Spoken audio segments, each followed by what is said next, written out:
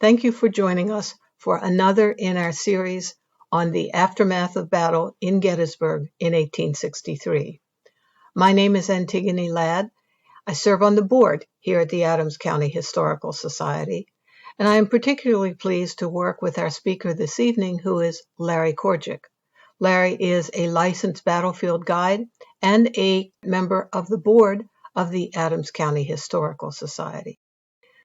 Larry is going to walk us across the farmlands of Gettysburg to look at the damages, to look at the people, and to look at the battle experiences that occurred on those farms. Larry comes to us from New Jersey, his home state, where he was a businessman for more than 30 years, until he became passionate about the Civil War. He joined a Civil War roundtable. Then he became a reenactor, and then he fell in love with Gettysburg specifically and determined to come to Gettysburg to become a licensed battlefield guide. So I'm going to turn the program over to Larry to share his experiences and then walk us across the farms of Gettysburg. Larry, thank you for joining us today. I have a question I've wanted to ask many people since I've been in Gettysburg. How hard is the licensed battlefield guide exam? I would say that the licensed battlefield guide exam administered by the National Park Service is the most difficult, the most stress-related, and the most comprehensive exam that I've ever been subjected to, without a doubt. And it consists of two parts, the written part and the oral part. Oh, what's the oral part? Yeah, the oral part is whereby you have to give a licensed battlefield guide accompanying the head supervisory park ranger a 2-hour battlefield tour. And you are graded on your content and your presentation skills. Wow. So, stress-related, without a doubt. And it's an exam I'm glad I never have to take again. Did you know this going in, that you wanted to go through all of this? Yes, I did. In fact, I had actually taken an exam in 2010. And what they generally do is most of the time, they take like the top 20 scorers. And I had just missed the cut. So I knew what the exam was like. So when it came to 2012 for me to take the exam again, what I had done, I had actually moved to Gettysburg. Oh, wow. I moved to Gettysburg in May of 2012, just before taking the guide exam in December of 2012. I thought being here would make all the difference. And it did. Being here every day, being on the battlefield, narrative maps on the battlefield, I believe that made all the difference in being able to become a licensed battlefield. Plus, I had a lot of great help. Yeah. I'd like to talk about one woman who helped me incredibly, and she's a member of the Adams County Historical Society also, and that is Sue Boardman. She was my mentor. She was fantastic, and for a large reason, I am a guide because of her. Wow. Yeah. Thank you, Sue. Thank you. So where did your interest in the Gettysburg battlefield come from? Was that from childhood? I've always had a strong love in history. That was my favorite subject in elementary school and in middle school and in high school. But when I was going to college, that was the early 1980s. There weren't many jobs in teaching, and they didn't pay good money. They didn't pay a lot of money. So I decided to go into the business field. In fact, I majored in business administration and economics, but always maintained that strong love of history. Early on, I loved to read presidential biographies and visit presidential homes. But then, 1990, I read a book by a gentleman by the name of Bruce Catton, the dean of Civil War scholarship. And it was such beautiful prose that I just fell in love with the story of the American Civil War. And then I decided to visit Gettysburg. That was 1990. That's the first time I came to Gettysburg. You didn't come here as a child? Never came here in school as a child. My first visit here was in 1990 with my family. I think my kids were 3 and 5 years of age. And we wandered all about the battlefield, and I had no idea at any given moment where I was or what happened where. But then I kept coming back, and I come back year and year. And then each time I started coming back, I started hiring a licensed battlefield guide. In fact, the very first battlefield guide that I hired and took me on a tour of the battlefield was Tim Smith. And I never forgot that. But once again, I kept coming back, and each time I would hire a battlefield guide. And then finally, as we entered the 2000s, I thought, I could probably save a little money if I became a battlefield guide. And that's when I really started to bone up and study for the guide exam. And fortunately, I was able to pass the exam. Otherwise, I don't know what I'd be doing right now. Did your kids have an interest in history? No. They won't admit it. They won't admit it. But I will say that my daughter and my son know more about the American Civil War and the Battle of Gettysburg than probably 95% of the population, just by listening to me talk about it all the time. I have got pictures of them, and don't let the Park Service hear this. I have pictures of them sitting on cannons from the age of 3 and 5, my first visit here, till probably about 16.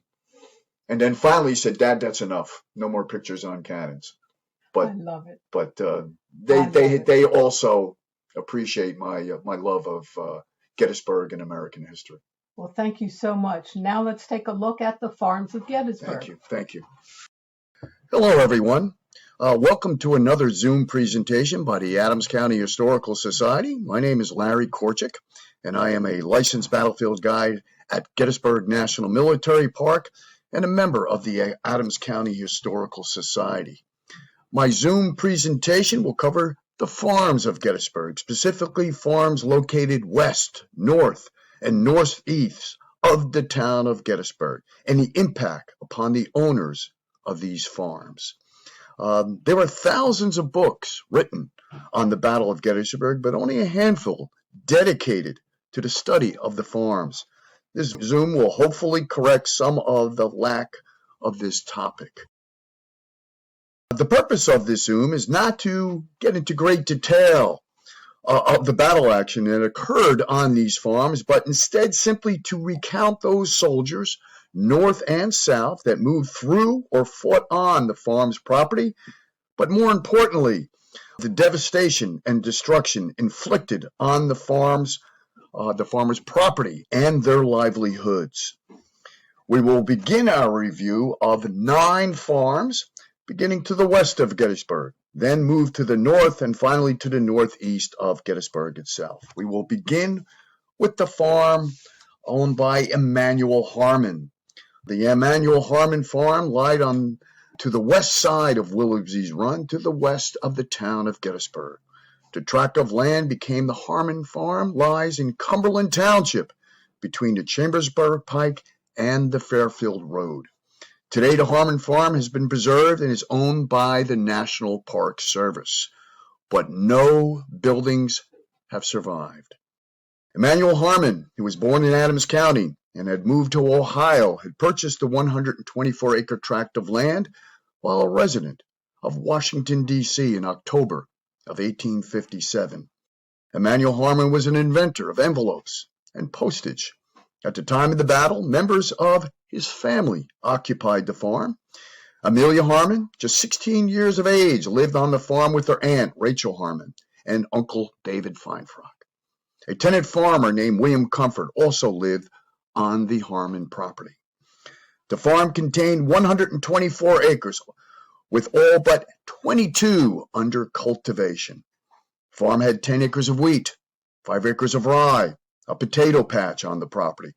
There were also at least 5 sheep, 11 cattle, all of which were stolen or killed in the ensuing battle. The farm had a large, impressive brick house, stone barn with a corn crib, smokehouse, and wagon shed. On the first day of battle, July 1st, 1863, thousands of Confederate soldiers would move through the Harmon farm to Willoughby's Run, crossing the stream to attack Union soldiers on the east side of Willoughby's Run. In the morning of the 1st, a brigade of Alabamians and Tennesseans under the command of General James Archer moved across the Harmon property to attack a very famous Union brigade known as the Iron Brigade, Wisconsin, Indiana, and Michigan soldiers. The morning engagement resulted in the repulse of General James Archer's brigade of Tennesseans and Alabams and the capture of General James Archer on the property of the Harmon farm.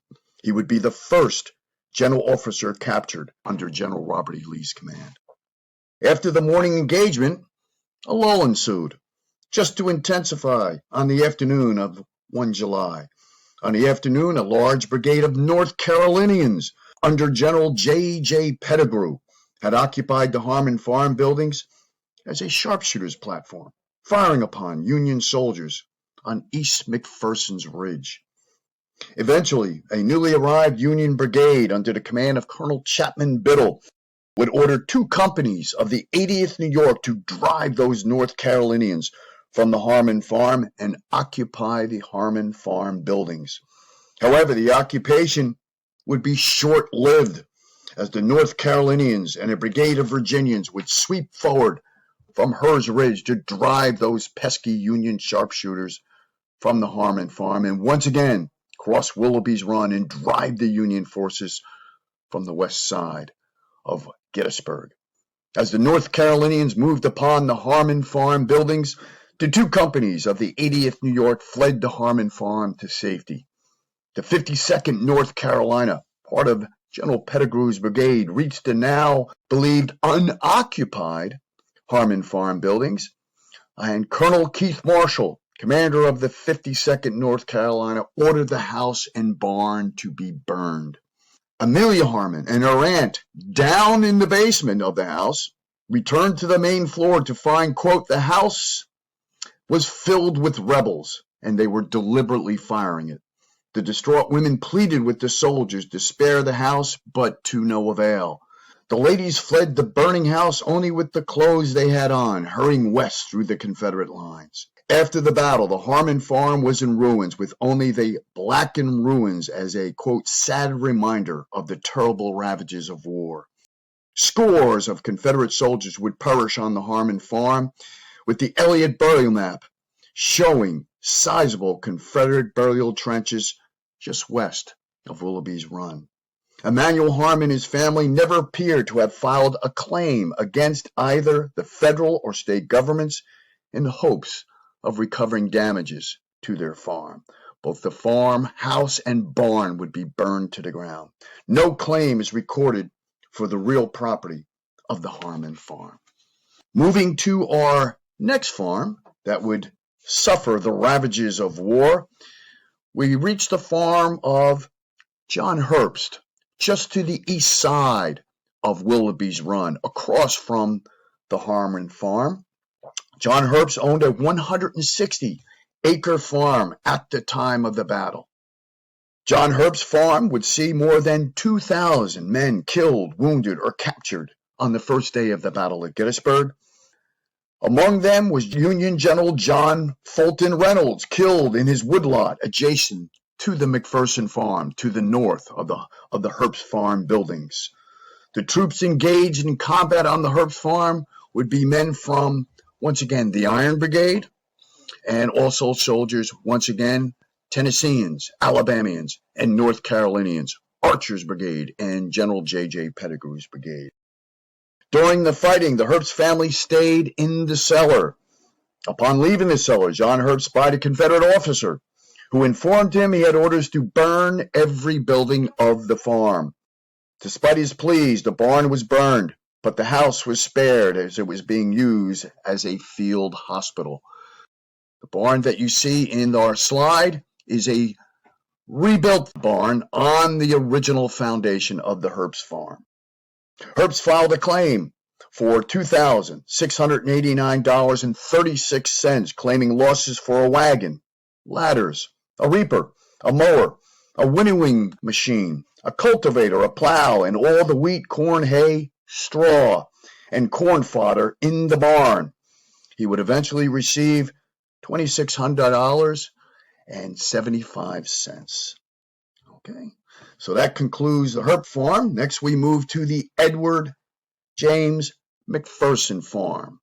The farm lied between the Fairfield Road and the Chambersburg Road north of the Herbst farm. The farm was owned by Edward McPherson, 28, who resided in Washington, where he had served as Deputy Commissioner of the Internal Revenue Service. He was a former congressman who had lost his re-election bid in 1862 and had inherited the farm from his father a few months earlier. The farm consisted of 118 acres, 95 of which were planted in crops, the remainder in woodland, pasture, and an orchard. The barn, built from 1811 to 1820, is the only remaining structure of the McPherson farm. John Slentz, aged 35, became McPherson's tenant farmer in 1858, along with his wife Eliza, and eventually 5 children. Slentz owned 3 cows, 6 calves, 4 horses, 4 hogs, 3 turkeys, and at least 40 chickens. As the battle began, the family took refuge in the Lutheran Theological Seminary cellar. After the battle, when the family returned, they found the house ransacked and being used as a field hospital. Amputations were taking place in the wagon shed. Flint's filed a damage claim for $1,080.69, saying that 7 of his 9 head of cattle were killed, all the horses had been taken, as well as the family Bible, beds, hogs, chickens, household goods, and clothing. No record exists that indicates that he received any compensation whatsoever. James McPherson also filed a damage claim for $581.60 for fences, rails, boards, and posts, but was never compensated. The McPherson building were hastily transformed once again into a field hospital. It was officially the hospital for the Union First Corps, particularly men from the brigade of Colonel Roy Stone and his Bucktail Brigade that had fought in and around the barn and farm on the afternoon of July 1st, battling men from Virginia, a brigade of Colonel John Brockenbrough, and also men from Junius Daniels, North Carolina Brigade. Union Colonel Roy Stone, commander of the Bucktail Brigade, was treated at the barn along with dozens of soldiers from his brigade. So that concludes farm number 3. We're going to move to farm number 4, which is the Wills Farm. The Wills Farm is located north of the Chambersburg Pike. If you were to take the Battlefield Road, Buford Avenue to the north, eventually you would come upon the Wills Farm, set back from Buford Avenue to the west. The farm dates to 1798, when it was owned by William McPherson. James Wills acquired the property in 1859, building a barn in 1860, which does not survive. During the battle, the farm was owned by Wills, but occupied by an African-American tenant named William Job. The house stands on the approximate site of the original 18th century homestead of William McPherson that stood on the site during the battle. Okay, the farm after the war was purchased by Theodore Bender from Wills, who could not maintain the farm due to financial losses from battle damages. A post-war map drawn by S.G. Elliott, the famous Elliott map, shows about 250 Confederate burials on the property. Men from Mississippi and North Carolina, men specifically from the brigade of General Joseph Davis, would cross through and fight on the property of Mr. Wills. That will bring us to our next farm. This is the farm owned by John S. Forney. It is located north of the Wills property, just bordering today's Mummersburg Road. John S. Forney was born in 1830, was married to Mary Shriver. He had married Mary and purchased the farm in 1862. The Forney family left the farm when the battle was imminent and traveled farther north along the Mummersburg Road to stay with Mary's father, David Shriver. Forney Farm was approximately 150 acres in size. John Forney said he lost his entire stock to the Confederate soldiers. His damage claim of $1,162 asked for payment to cover his losses of 3,891 rails burned, shell and bullet damage to the house, window curtains, 62 acres of grains, trampled fields, fences used for fuel, and household property taken. He would eventually be awarded $1,031.46. Today, nothing remains of the Forney Farm buildings. In fact, the house that had fallen in severe disrepair, and in the late 1930s it had been removed. It was considered an eyesore when they constructed the new Eternal Light Peace Memorial. But today, we can visit the Forney Farm site. If you go to the monument to the 17th Pennsylvania Cavalry, located on Beaufort Avenue, just below the Mummersburg Road, you'll see that monument, and to its immediate rear was the approximate area where the Forney farmhouse rested at the time of the battle. Next, we're going to move to the Moses Mclean farm. The Moses Mclean farm is located north of the Chambersburg Pike. It's located on the backside or the east side of Oak Ridge. The farm was owned by 59-year-old Moses Mclean, who also owned a house on Baltimore Street. Mclean was active in local politics, served as a county commissioner, state assemblyman, and U.S. congressman. He lived with his wife Hannah and 3 daughters. The farm was being rented by David H. Beams at the time of the battle. Beams was serving in the 165th Pennsylvania Infantry, and his wife Harriet lived at the farm with their 3-year-old child. All the family belongings would be stolen or destroyed during the battle, as Harriet had fled her home.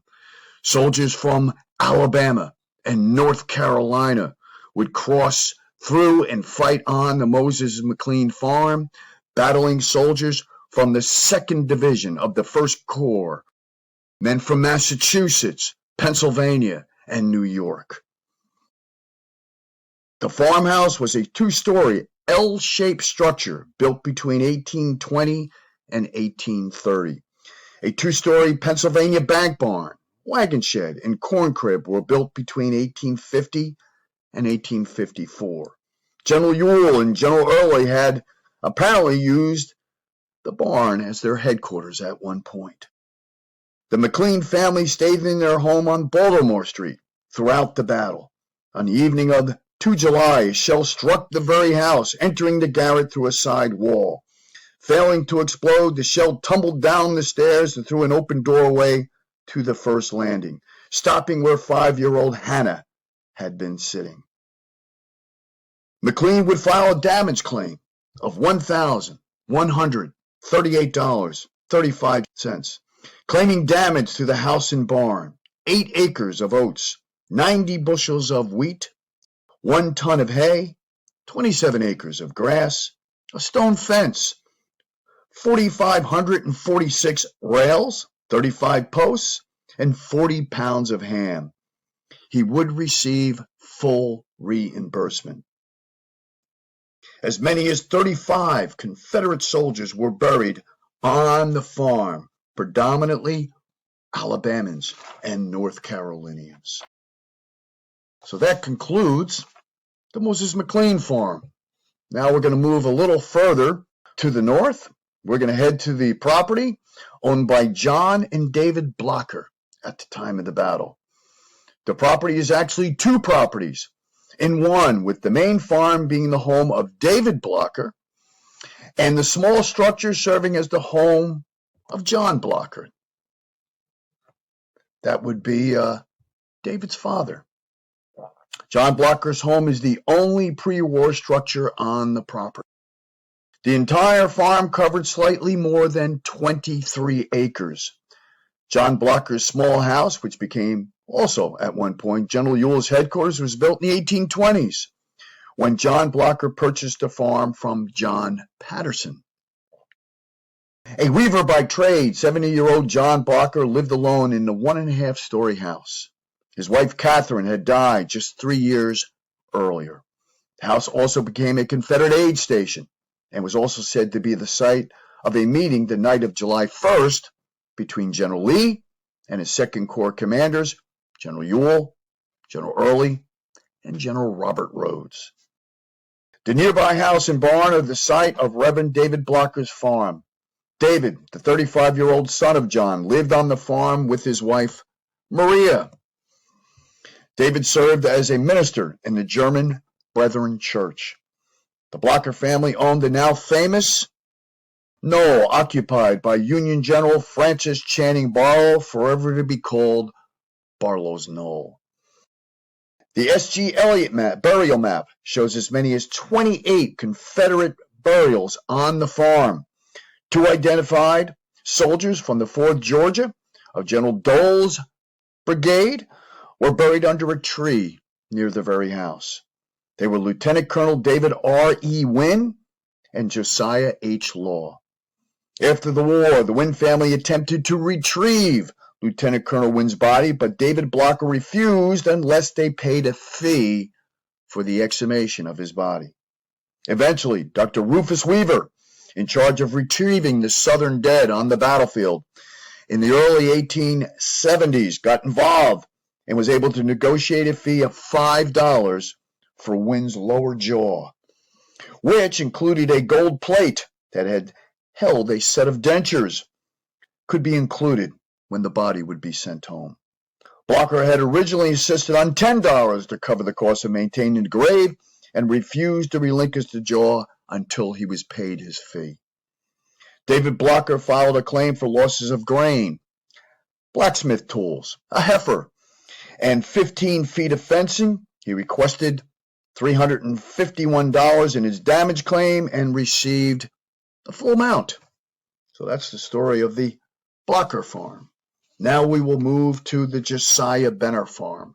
Josiah Benner farm is located along the old Harrisburg Road, northeast of the town of Gettysburg. This 123-acre farm dates to 1776, when it was owned by John Reed, who named it Spring Garden. Period buildings on the farm include the 2-story house with a post-war 2nd-story porch, a frame Pennsylvania bank barn, and a spring house. The spring house provided cool water, and it was said General Ewell had bathed his pain-racked stump of leg in the cool waters in the spring house.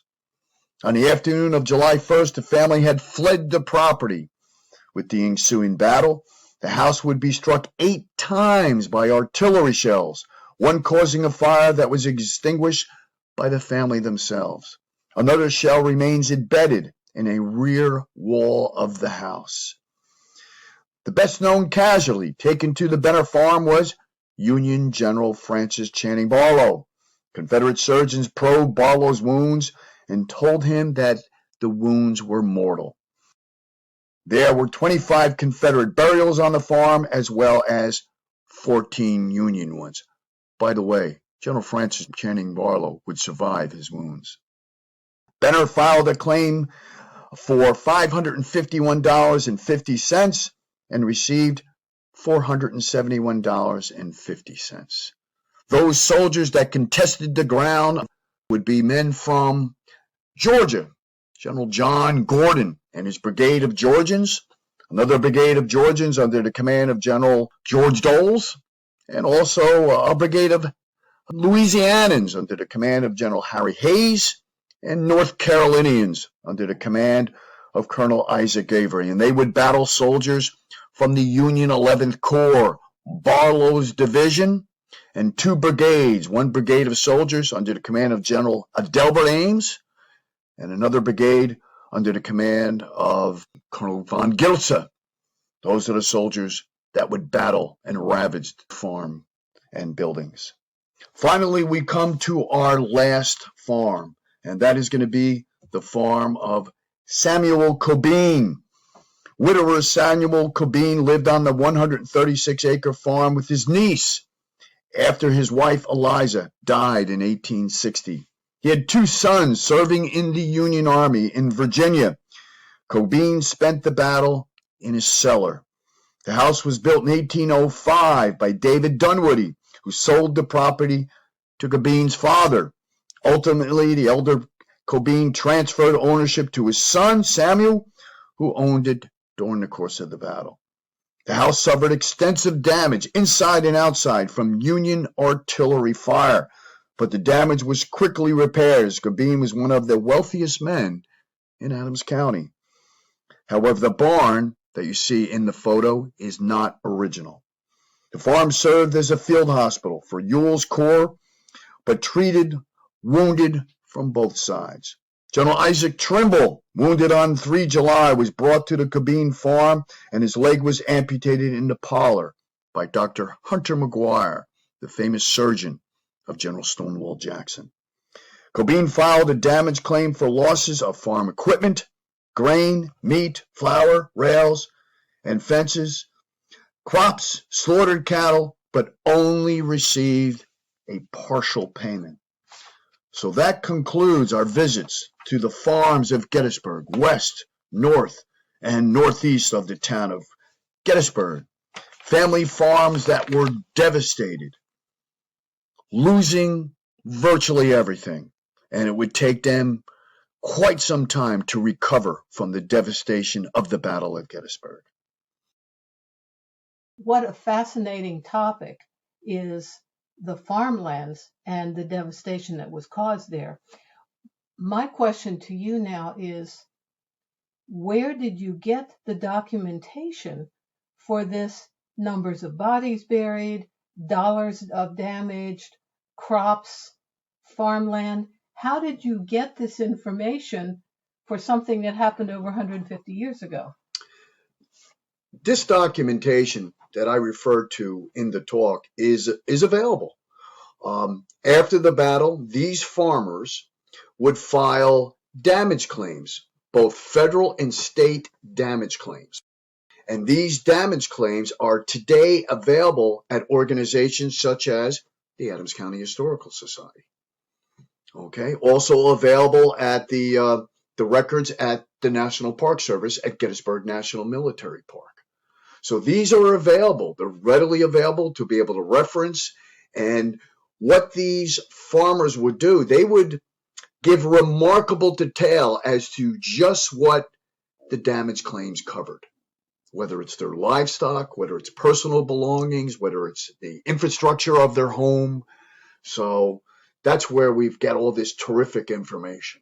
Well, did they get paid equally well? I mean, you said that some people got full Some of the farmers would receive full compensation, and some of the farmers would receive no compensation, and some somewhat in between. Oftentimes that it seemed very arbitrary as to how that was done, but one of the things the federal government would do is that they would insist that if the damage had been done by Confederate forces, that they were not responsible for the ensuing damage. So they wouldn't pay. They wouldn't pay. Yeah. But so some farmers receive absolutely nothing. Yeah. And believe me, after they would return home, their farms are devastated. Many of them would have their barns burned to the ground, their homes burned to the ground, all of their livestock confiscated and killed. They would have all their fields of grain trampled to the ground. They would return to complete devastation. All their personal belongings destroyed. And oftentimes the only thing they had left was the land. And all they simply would do was sell the land and move away. How did they know how many people were buried on the land? What a horrible job that must have been to tackle. Needless to say, after this battle, the battlefield at Gettysburg becomes one vast cemetery. Over 7,000 dead on the field of battle, oftentimes buried in hastily dug graves, if buried at all. But after the battle, a Union officer by the name of Elliott would put together an incredible map showing exactly where the bodies were buried on the field of battle. And that map is available to us today. Yeah, you can see the little pencil marks where each and every body rested after the battle. And that's how we know so much about it. Also, there was also a local physician by the name of Dr. O'Neill. He kept meticulous records as to just where the large Confederate burial trenches were. And that's how in the early 1870s, referencing his documentation, that we were able, Rufus Weaver was able to exhume the Confederate dead and begin shipping them to Southern cemeteries. So all this documentation is available to us today, the incredible Elliott map. I'm trying to picture the human side of it. If I were a farmer and I come back and I said, well, it looked like they were going to take over my house as a hospital. Right. So maybe there wouldn't be any damage. Right. What did they find? Once again, they're coming back to complete devastation. I mean, these farmers are more than willing to give up their homes for a field hospital, particularly for enemy forces, because they felt that if they should argue with the enemy force, they might burn their home to the ground. So they're willing to give up their homes. But most of them, of course, had fled even prior to battle. So these homes had been abandoned and will be quickly appropriated by Union and Confederate surgeons as field hospitals. Yeah. So what did they do to the homes? Well, right away, what they're going to do, particularly with the barns, they lend themselves perfectly for a field hospital. They'll house the wounded within the barns, and then out in front of the barns, under the eaves, they'll set up those operating tables. And right away, they begin the process of amputation. That's the primary treatment to wounds to the extremities during the American Civil War, because they fired that lead mini ball that traveled at a very low velocity. Once it struck bone, it shattered bone. So the only recourse is to conduct that amputation. Yeah. So they would, and lacking bandages and stuff? What's amazing is that they had a very ample supply of an anesthetic, ether and chloroform, both sides. What they were severely lacking in was bandages and clothing for these wounded Union soldiers, because their clothes are tattered, they're bloodstained. Food supplies for the wounded. So they would attack the house and take everything out of it? Take everything that they would need. Absolutely. It's not till after the battle, when finally rail service is reestablished to Gettysburg, where there's a massive humanitarian effort to bring tons of supplies to treat the eventual 21,000 wounded in the town of Gettysburg itself. 21,000 wounded. Yeah.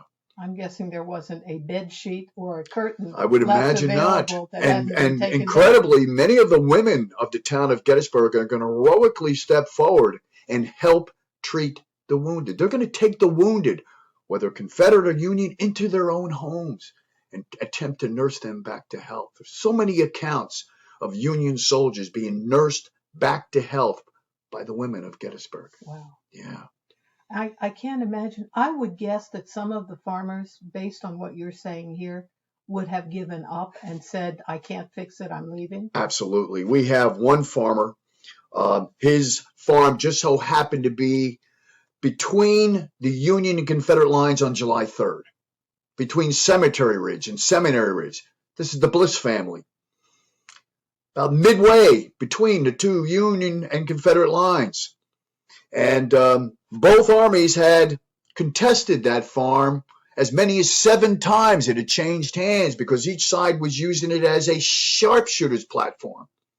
And eventually, a Union officer by the name of General Alexander Hayes, he's tired of these pesky Confederate sharpshooters. He sends the 14th Connecticut forward, and they burn the farm buildings to the ground. So when Mr. Bliss returns after the battle, all his personal possessions are gone. His barn, his home is burned to the ground. The only thing he has left is the land, and he simply sells the land, and moves back to New York State. Yeah. Yeah.